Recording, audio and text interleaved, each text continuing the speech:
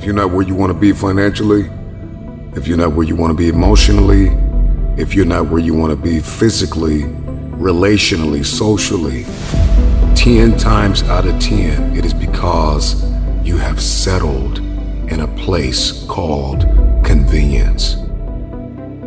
Time is not something that you use. Time is the basis of your life. We have a brief moment of life here. Both in terms of time and space, we occupy just a speck in this cosmos. Right now I can say I'm living, or I can say I'm dying. And this is where the rich will become richer, the poor will become poorer, and the middle class will get wiped out. Most of us, myself included, are never taught a thing. We're told, go to school, get a degree, get a job, and now you figure it out. And then what happens for the majority of people is you end up broke, you end up struggling financially, and you can never figure out why. And so you have to make choices. And then estimable people do estimable things. So if you just stop wasting time, you can do a tremendous amount, especially if you also try to maximize efficiency. And I always found that incredibly motivating. You know, a motivating game. How much can I do in the least amount of time possible? Develop the habits. You've got the brain power, you got the energy, but develop the habits of success. By far the best investment you can make is in yourself. It's like, yeah, well, you want to figure out something that you're doing with your life that's worth not getting drunk and screwing up. The process of death is on. One day it'll be complete. So when you say, I'm lazy, that means I will sleep most of the time, I'll sit around without any purpose to myself. That means that you are encouraging death. If life is a race, what is the goal? You must get to the finish line faster than others. You know what's the finish line? Finish line is death. Wanting to be better than somebody is happening because you have not found any sense of profoundness in your own existence. One-dimensional players aren't in the league. One-dimensional players ain't in the league. What made Michael Jordan is he could put up 30 and he could shut your butt down. He could play offense, he could play defense. He could play 40 minutes, 48 minutes. If you're not where you want to be financially, if you're not where you want to be emotionally, if you're not where you want to be physically, relationally, socially, 10 times out of 10, it is because you have settled in a place called convenience. And most of you in this room, your problem is you're one-dimensional and you're trying to hang your hat on that. So what? I'm the #1 motivational speaker in the world. Am I the #1 father in the world? My kids don't care nothing about YouTube. My wife don't care nothing about YouTube. So what? You're the #1 motivational speaker. Are you the #1 husband? When you come home, cut all that foolishness off and give me me. And y'all conferences, do me a favor. You and CJ talk, and when you get in the garage, you close the garage, and when you come in the house, you take E.T. the hip hop preacher off. I want Eric. I married Eric. I didn't marry E.T. the hip hop preacher. If you continue to believe that your best work is behind you, then you will never achieve what is ahead of you. So real quick, what you got to let go of? Write it down right now. Let's not play. There's an anointing in this place. What do you need to let go of so you can become 1%? Wealth is a mindset, it's not a dollar amount. No, catch that. Wealth is a mindset, it's not a dollar amount. The wealthy do what the poor won't do. The problem with many of you is that you got fooled, you got complacent, you got lazy. Somewhere along the line, you lost your enthusiasm, your optimism. You lost your hunger. So we're gonna talk about the wealthy in a minute. I want you to write it all down. I told you I wake up at 3 o'clock in the morning. I am willing to do what others are not willing to do so I can live like others would never live. Somebody say you get up at 3 o'clock in the morning. Why wouldn't I? Why wouldn't I get up at 3 o'clock? Our ancestors was getting up at 3 or 4, picking cotton. Oh, you thought they was getting up at 9. You thought they was like, picking cotton today? Oh, we're gonna start at 9, and we're gonna start at 9 a.m. It's gonna just let the sun come up, and then once the sun comes up, we're gonna Oh, you're sick? Oh, you get a sick day. If you want your future, then you are going to have to get acquainted with pain, with discomfort, with inconvenience. Because hunger is the only thing that's going to give you the power to persevere through that pain. Here's what's crazy. In the 1800s, I had to have a certain work ethic just to survive. And you have the opportunity to become multi-millionaires, billionaires, and your work ethic is worse than the people who was forced to work. People tell me, I'm a boss. You're not a boss. You can't even make yourself get up. You got a t-shirt, I'm a boss, but you getting up at 8:30, 9 o'clock. Bosses are up watching the 3 o'clock news. Some of you didn't even know the news came on at 3 o'clock. Because you watched the 6 o'clock news. You thought that's what the first one. The first news is at 3 a.m. That's the one Warren Buffett on. No, you're saying Warren Buffett is Warren Buffett because he's a white male. Warren Buffett is Warren Buffett because of where he grew up. Warren Buffett is not Warren Buffett because of where he grew up. Warren Buffett is Warren Buffett because what he does. He reads 6 hours a day every day. That's 42 doggone hours a week. So when Warren Buffett makes a decision, he makes a very wise decision. Why? Because he's making it off of 42 hours of reading. You hadn't read nothing. You making decisions off the Housewives of Atlanta. Warren Buffett is binging on, I was in the room with Warren Buffett. He said he was reading the financial report of GM in 1956. Why? Because that was their best year. He's binging on GM's financial records from 1956 and you binging on Power. But now you saying, hey, racist. They ain't racist when you're watching Power though.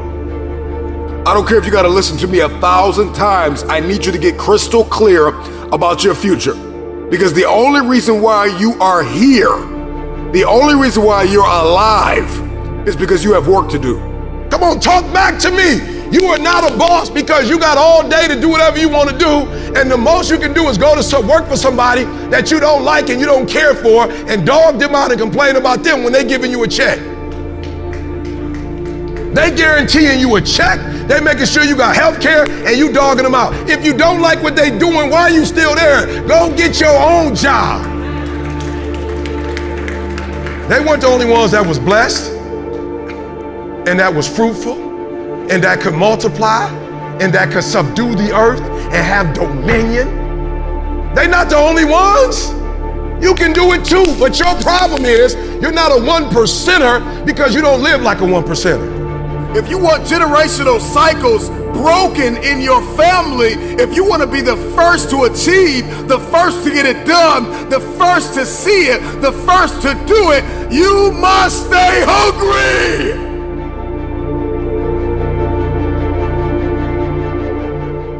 How did I balance marriage, fatherhood, and a demanding career? Well, I stopped wasting time. That helped a lot. I stopped drinking.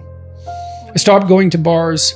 I really didn't spend a lot of time with my friends when I had young kids in particular. I had friends and I saw them, with some degree of regularity, but where I cut corners was more with social life outside my family. So I spent a lot of time with my wife and I spent a lot of time with my kids and I spent a lot of time on my career. And so you have to make choices.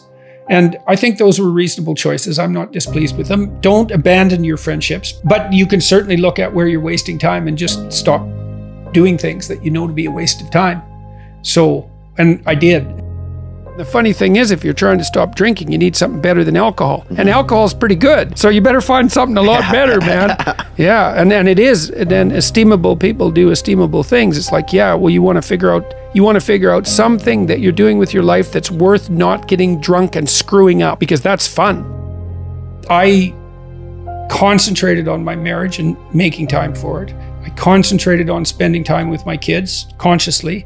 And I concentrated on developing my career. Those were the three elements of my life. And I had some time left over for creative pursuits and for friends, but most of it was a matter of getting rid of time wastes of any sort, and I just pushed that out of my life you know, day after day until I wasn't wasting any time, or virtually no time. And, you know, I've asked my undergraduates frequently how much time they waste per day, and general estimates are like 6 to 8 hours of time they regard themselves as wasting. Like, that's a whole career right there, right? So if you just stop wasting time, you can do a tremendous amount, especially if you also try to maximize efficiency. And I always found that incredibly motivating. You know, a motivating game. How much can I do in the least amount of time possible? That's fun to try to do that, as far as I'm concerned. Because if you're starting to put your life together and you have friends that object, those are not friends. Those are just people you know. They're not friends, because a friend is someone, this is one of the hallmarks of a friend. Here's 2 hallmarks. A friend is someone you can tell bad news to. And they won't tell you why you're an idiot, and they won't interfere with your suffering. They'll just listen, and maybe they'll suffer along with you. Okay, so you can tell bad news to them, and they won't tell you some worse thing that happened to them. They'll listen, and they'll suffer along with you. But a friend is also someone you can tell good news to. And the friend will say, wow, in this veil of tears, something good happened to you. Great, man. Congrats. I'm wonderful. It's rare. It's unlikely. Good for you. I hope 10 more things like that happen. And they're not envious, and they're not jealous, and they're not one-upping you. And if you're trying to get your life together, it's actually, if you're trying to get your life together and your friends get in the way, that's actually real useful for you, because you've now identified who your friends aren't. And you might think, well, I can't give them up. It's like, oh, yes, you can. And not only can you should, and it would be better for them. Because if they're aiming down and they want you going down with them, there's nothing good about what's happening to them, and there's certainly nothing good about that for you. You might say, well, why do people drink too much? It's like, if you like alcohol, that's a stupid question. Yeah. Right? It's like, why do people drink too much? Well, because it's great. Yeah. You know, it's like, okay, so why stop? Well, you do stupid things when you're drunk.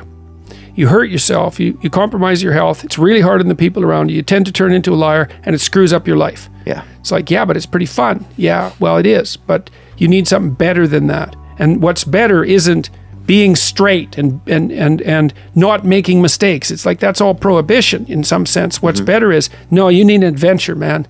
You need to get out there and have something to do. Yeah. And something worth waking up for. And that's the substitute for the addiction. Actually, the addiction is the substitute for that, if truth be known. You need to be afraid of the right thing, and you should be afraid of contaminating your soul with deceit. That's what you should be afraid of. That will definitely do you in, and I know exactly how. What happens is, you know, garbage in, garbage out, the old programmer saying goes, and so you'll fill your head with nonsense and no one will call you on it except you, but you can still that voice if you try hard enough. You just wait until you get in real trouble. You know, one day there'll come a point where you have to make a decision, and the decision is the difference between life and death, or worse, between someone else's life and death, or worse, between health and the suffering that's worse than death. And because you've compromised yourself to such a degree, you will not be able to rely on your judgment, and you will make the mistake you shouldn't make. And then you're done. And that will absolutely happen. Approach it voluntarily. Carefully, but voluntarily. Don't freeze and run away. Explore. Instead, you expose yourself to risk, but you gain knowledge. And you wouldn't have a cortex that, you know, is ridiculously disproportionate if, as a species, we hadn't decided that exploration trumps escape or freezing. It's like we explore. That can make you the master of the situation, so you can be the master of something like fire instead of just being terrified about it. So, and one of the things that's absolutely phenomenally fascinating, I think, is that one of the things that the Hindus do in relationship to Kelly is offer sacrifices.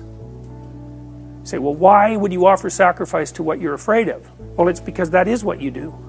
That's always what you do, is you offer up sacrifices to the unknown in the hope that good things will happen to you. So in a sense, you know, you're faced with something terrible, the uncertain future. That faces all of you, right? Something you're afraid of, no doubt. I mean, how many of you are worried about your future? Yeah, why? You're all young, you're smart, you're relatively good looking. It's like, what the hell are you worried for? What are you worried about? You have innumerable quasi-autonomous subsystems that make you up, that will generate stories impulsively and you'll just act them out. And you know that because you watch yourself over 2 weeks and you think, Jesus, I did a lot of stupid things in the last 2 weeks.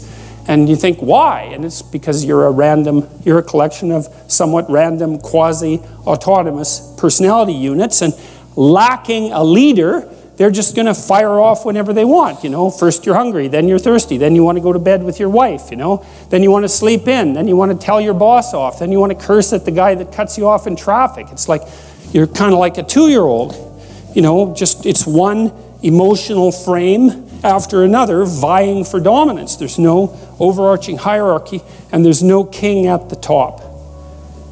And so, you know, we already talked about pyramids of competence, and what's supposed to be at the top is you want to bring all those things together. We understand this neurologically. I'll show you some of that in a little bit. We understand this neurologically, how this maps in some sense right onto the neural structure of your being. You want to put something in control, and the thing that you should put in control is the bloody thing that pays attention and learns, right? Everything else in the hierarchy should be subordinate to the thing that pays attention and learns. What advice do you have for a young man in his 20s? Make a plan. Look at what you're interested in. Get disciplined about something. Allow for the possibility that you have something important to contribute to the world, and that the world would be a lesser place without that contribution. Don't be afraid of taking on responsibility. It's where you find what sustains you in your life. You can take on too much responsibility. You have to be cautious in that regard, but that's a less common problem than not taking on enough. A lot of the things that people regard as traps are actually the means to their life. You know, often young people are afraid of commitment, for example, in the context of a romantic relationship, and because they feel that that's going to interfere with their pursuit of something more valuable. But that's just not the case. You're not going to find something more valuable in your life than a committed relationship with someone that you love, that sustains itself across time, and that in all likelihood produces children. That's life. And there may be people for whom avoiding that is the better route, but those people are very rare, and you need a real reason to assume that you're one of those people. And hopefully for you, you're not. You know, I've had a very good career, a very meaningful career in multiple dimensions, and it's still been the case for me that the most important part of my life has been my intimate relationship with my wife and my family. So don't be afraid of that, or be afraid of it, but don't let that stop you from pursuing it. There is no struggle for survival. Survival is taken care of. Now you need profoundness. If there is no profoundness, you wonder why are you alive. I know only one thing. I don't know too many things. I just know only one thing. I know this piece of life from its origin to its ultimate. I only talk about this life. But the world assumes I'm talking about them, because fortunately life is made the same way within them also. On the surface, deep inside, both lives are made the same way. When I talk about this, plants think I'm talking about them, the worms think I'm talking about them, every other human being thinks I'm talking about them. I'm only talking about this because this is the only thing I know. You've seen the entire world only within you.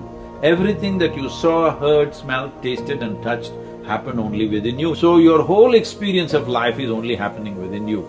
If you know this life, in reflection, you know everything in that sense. But actually you know only one thing. Rest is all imagination. Well, most things that human beings do are not done consciously, unfortunately. It is mostly compulsively done, and that is the whole problem with humanity. With the level of intelligence and competence that we have, the moment we function compulsively, we become destructive. If you become conscious, naturally you will curtail so many of your actions because they are absolutely unnecessary. Either you're trying to be better than somebody, which you can never be, and or you're trying to do something in competition with the rest of the world, wanting to prove some nonsense that nobody's convinced about anyway. And all these countless number of people who existed on this planet before you and me, all those idiots also were doing the same thing. But where are they now? They're all topsoil. You and me also will be topsoil after some time. So let's not think too much about ourselves. If we understand the context of our existence, we are just a small pop-up on this planet and we'll pop out. If we know this, keeping your life pleasant, profound, if necessary in action, impactful, that is a choice.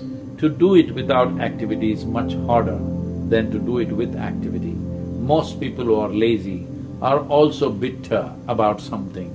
There is no sense of profoundness to their life. They always feel insufficient. That's not the way to live. If you're very pleasant and you have a profound experience of life, you have a right to do nothing, absolutely nothing. Time is a very relative experience. On a given day, you're very joyful. Have you noticed on that day, 24 hours, poof, went off like a moment. Another day, you're miserable or depressed, 24 hours feels like 10,000 years.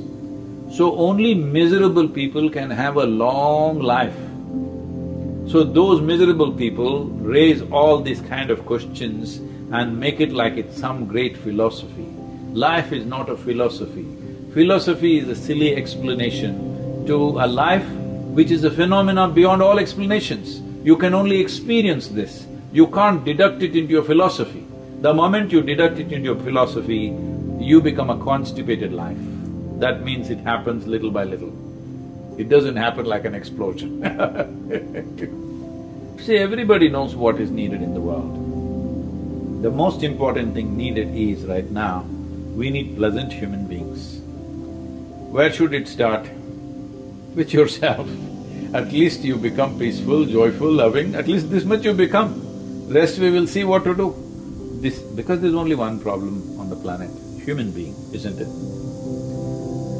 Human being is the flower of evolution, the peak of evolution. In terms of life, the heap of life that is there from microbial life to complex manifestation of life on this planet, you are on top of the world. But human beings are not experiencing their life like they are on top of the world. They are in the depths of misery compared to any other creature.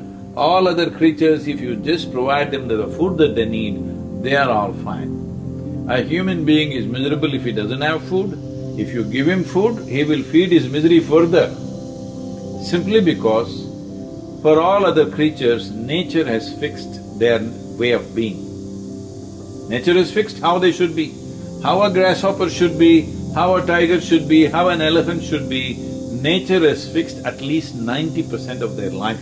Only 10% latitude may be there for individual animals to find some expression for themselves. But in the case of a human being comes largely unformed. Only 10% is fixed, 90% is left loose. This is what human beings are suffering. Human beings are not suffering their bondage, human beings are suffering their freedom. You are free to make yourself whichever way you want. That means you know how to be. If you know how to be, would you like to keep yourself in the heights of pleasantness or unpleasantness? Tell me. There's a big difference between loving to be lazy and being lazy, because laziness, if there is stillness in your body, that's called death. But if there is stillness in the core of who you are, then that is the source of life. There's a big difference. Only to create pleasantness in your surroundings, you need the cooperation of the people and the forces which are around you. But to create pleasantness of body, mind, emotion and energy is 100% your business. If this much everybody takes care of, then what to do in the world we can see. If there's something to do, we will do, otherwise let's take a walk, let's climb a tree, or go swim, or just sit still, do whatever the hell you want. But the important thing is, your life should be pleasant. Once you're pleasant, you're not satisfied with that, you will want profoundness of experience. Then you make your life profound. If it's pleasant and profound, you'll have no need to do anything. If something is needed, you will do it. If nothing is needed, you can sit here joyfully. What's the problem?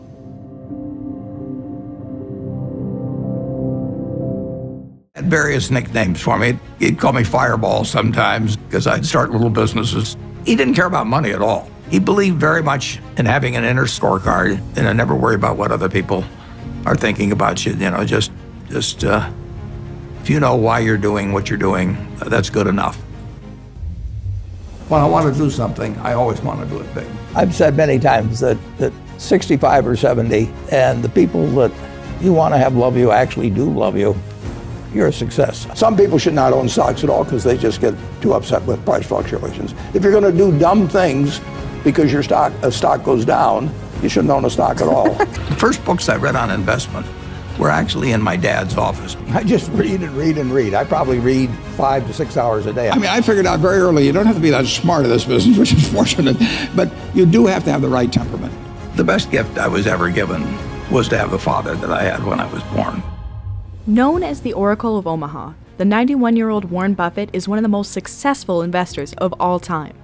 He went from buying his first stock at age 11 to running Berkshire Hathaway, a multinational holding company with total assets nearing $1 trillion. Often appearing on lists alongside Bill Gates and Elon Musk, his current net worth is $105 billion, placing him as the 7th richest person in the world. Despite such enormous wealth, he maintains a simple lifestyle. He lives in the same home that he bought back in 1958 for $31,500. He makes his daily commute in his 2014 Cadillac XTS, often stopping by McDonald's for breakfast before heading into the office. So for someone with such a simple routine and more money than he could possibly spend, what makes him happy? I would have to be honestly say that what makes me happiest is what I'm doing. I know I'll win over time. That doesn't mean I'll beat everybody else or anything like that, but I'm in a game that's very, very, very easy if you have the right lessons in your mind about what you're buying. I'm not buying stocks. I'm buying pieces of overwhelmingly American business.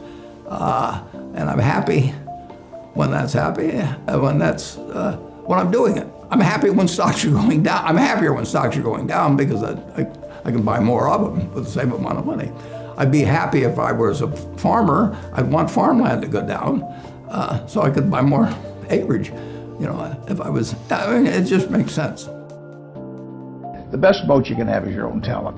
You know, I mean, they can't take it away from you. Inflation can't take it from you. Taxes can't take it from you. So, when I talk to students, I see these students and I tell them, you know, you're $1 million asset. I would pay you $100,000 to the MBAs for 10% of the earnings for the rest of your life. So that makes you $1 million asset. Now, if you can do something to increase that value 50%, if you can learn to communicate better verbally or in written form, and you become 50% more, that's $500,000 just by improving yourself. I mean, nobody can take that away from you. And so I urge everybody, you know, when I talk to them in high school about this and colleges, just develop the habits. You've got the brain power, you've got the energy, but develop the habits of success and look around you at the people that you admire, you know, and list what makes you admire them compared to somebody else that looks equally strong or equally talented.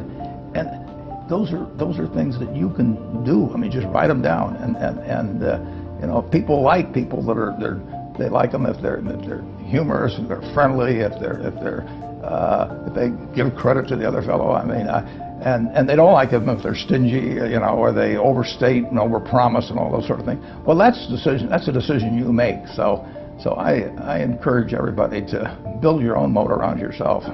Accumulating such a large net worth doesn't happen if you're average at what you do. Clearly, Warren Buffett is at the top of the investing game. Here's some of his best investing advice. All you have to do is just buy a cross-section of America and then never listen to people like me or read the papers or do anything subsequently. They think that because you can trade, you should trade.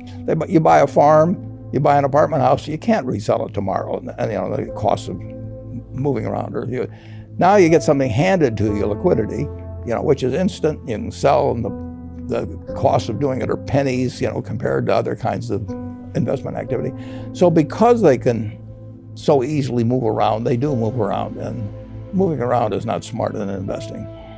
By far the best investment you can make is in yourself. I mean, for example, communication skills. I tell the students that come that they're going to graduate schools and business, and they're learning all these complicated formulas and all that.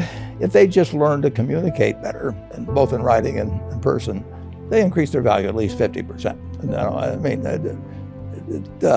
if you can't communicate, somebody says, you know, it's like winking at a girl in the dark. Nothing happens, you know, basically. And you have to be able to get forth your ideas. And that's relatively easy. I did it myself. It's just hugely important. And if you invest in yourself, nobody can take it away from you. Well, life advice is, you know, the most important thing is really who you associate with. You want to associate with people that are better than you are. I mean, basically, you'll go in the direction of the people that you associate with, and you want to have the right heroes. You want people, if you want to emulate somebody, you better pick very carefully who you want to emulate. And obviously, you can't pick your parents. They're going to have an enormous influence on you, but you don't get a choice on that. But you get choices as you go down the line, and who you admire, who you want to copy, and the most important for most people in terms of that decision is their spouse. It's also important in terms of a partner in business, but the partner in life is the most important one. You want to pick a spouse that's a little bit better than you are, and then he or she, and you hope they don't figure it out too fast. I'll leave you with this metaphor Warren uses to encourage everyone to take care of themselves.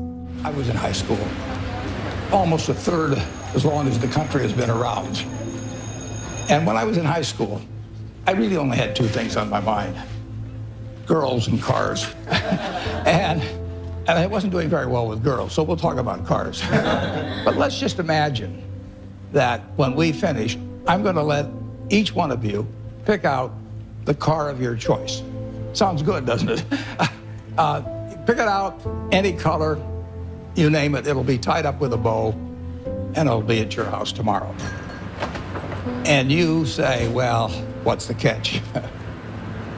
And the catch is that it's the only car you're going to get in your lifetime. Now, what are you going to do knowing that that's the only car you're ever going to have and you love that car? You're going to take care of it like you cannot believe. Now, what I'd like to suggest, you're not going to get only one car in your lifetime, but you're going to get one body and one mind, and that's all you're going to get. And that body and mind feels terrific now, but it has to last you a lifetime. You get exactly one mind and one body in this world, and you can't start taking care of it when you're 50. By that time, you'll have rusted out if you haven't done anything. So you should really make sure that you just remember that you just got one mind and body to get through life with and to do the most with it. And this is where the rich will become richer, the poor will become poorer, and the middle class will get wiped out. Most of us, myself included, are never taught a thing about money. We're told, go to school, get a degree, get a job, and all you figure it out. And then what happens for the majority of people is you end up broke, you end up struggling financially, and you can never figure out why. Rich people will understand money and they will continue teaching their kids.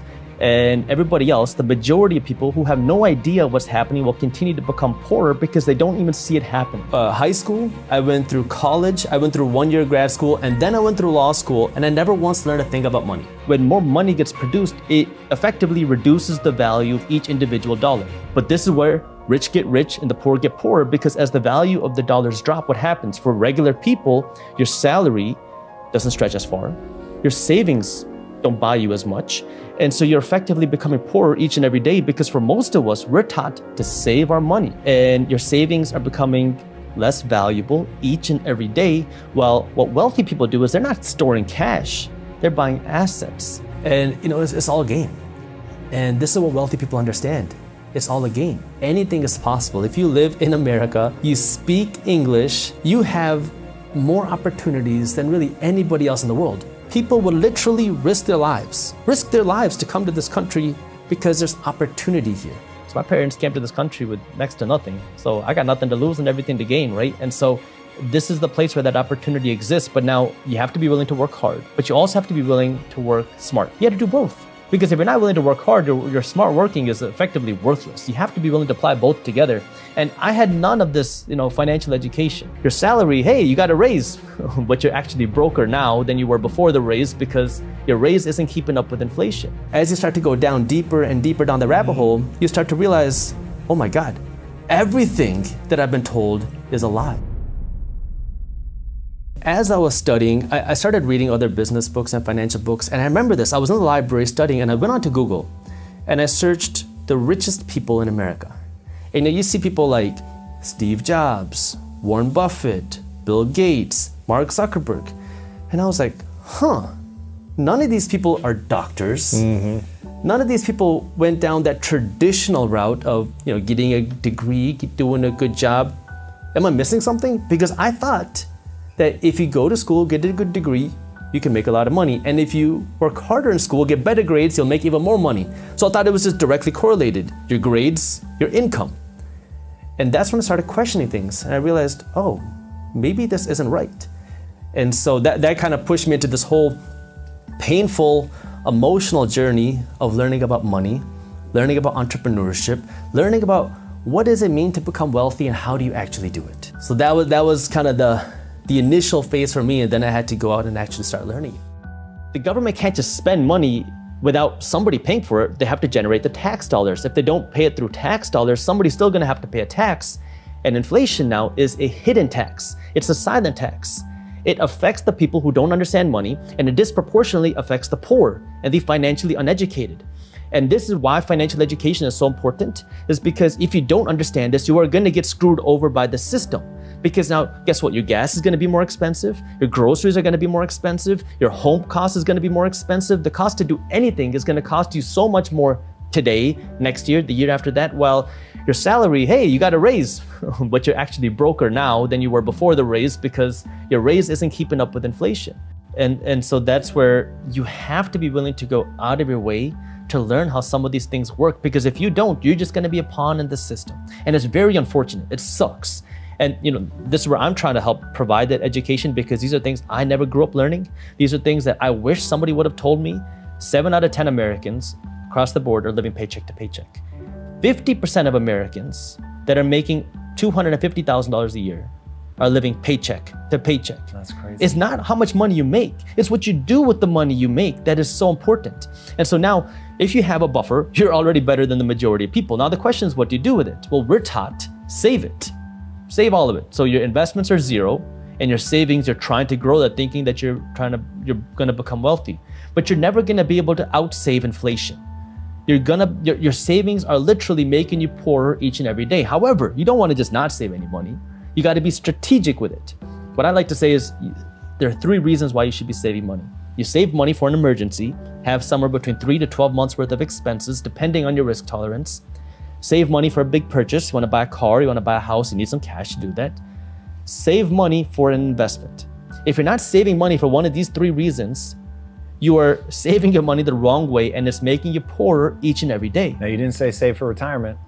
You invest for retirement.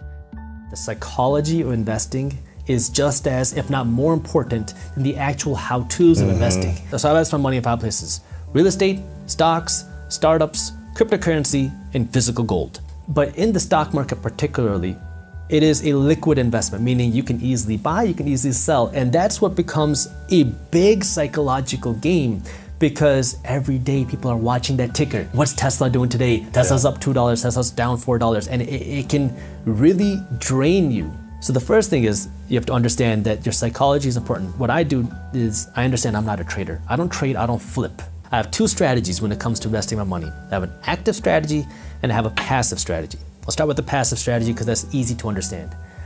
Every month, I passively invest my money into stocks, physical, gold, and cryptocurrency. And so what that means is, it's automatic, low-cost ETFs, and I have ETFs to give me exposure to the S&P 500. That's kind of your safe, your value. S&P 500 are the biggest 500 companies in the stock market. So that's the kind of the safe value play. I have some ETFs that give me exposure to innovation, startups, growth, because I like that space. Much more risky, but you can see more potential upside. Risk means you could also see more downside. And then I also have ETFs that give me exposure to emerging markets. These are countries that are overseas, countries like China, India, Korea, Brazil, countries that are up and coming, to give you some diversification, not just in companies, but also in dollars. And then I have my cryptocurrencies. Now, I'm mainly in Bitcoin. I have some Ethereum and a couple other coins, but mainly Bitcoin, and every day I buy a little bit of cryptocurrency. Again, I know it's volatile. I know you can see big swings up, big swings down. I don't care. I'm buying it every single day. So that's my passive strategy, where it doesn't matter what's going on in the market. I'm just going to keep buying no matter what's going on. Then my active strategy is now where I do more of the fundamental analysis, where I understand where am I actually investing my money. So this requires much more time and more effort on my end. So on the real estate side, I'm looking for deals that are paying me that 7% cash on cash return. And so I'm going to be analyzing the numbers, looking through properties, walk through a lot of deals, and when I find something, I will go out and buy it. In the stock market, rather similar. I'm looking for companies that I believe in, that I believe are good fundamentally. Fundamentally means looking at the numbers, right? What do the revenues look like? Have the revenues been growing? How fast are they growing? 10% a year, 20% a year? What about the profits? But you also have to look a little bit deeper than just the profits, because you want to see what's going on with the expenses. Where are they investing? Are their expenses going up because the cost of business is becoming more expensive?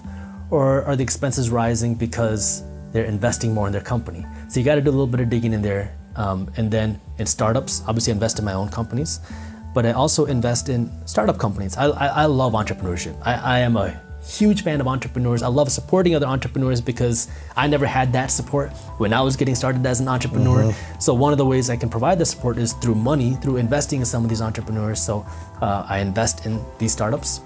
Fourth, cryptocurrency. If a big cryptocurrency crash happens, well, I already know what I want to own. I'll just come in and buy more. And with gold, I don't really actively buy gold, but that's the 4 ways that I actively invest my money. Sure.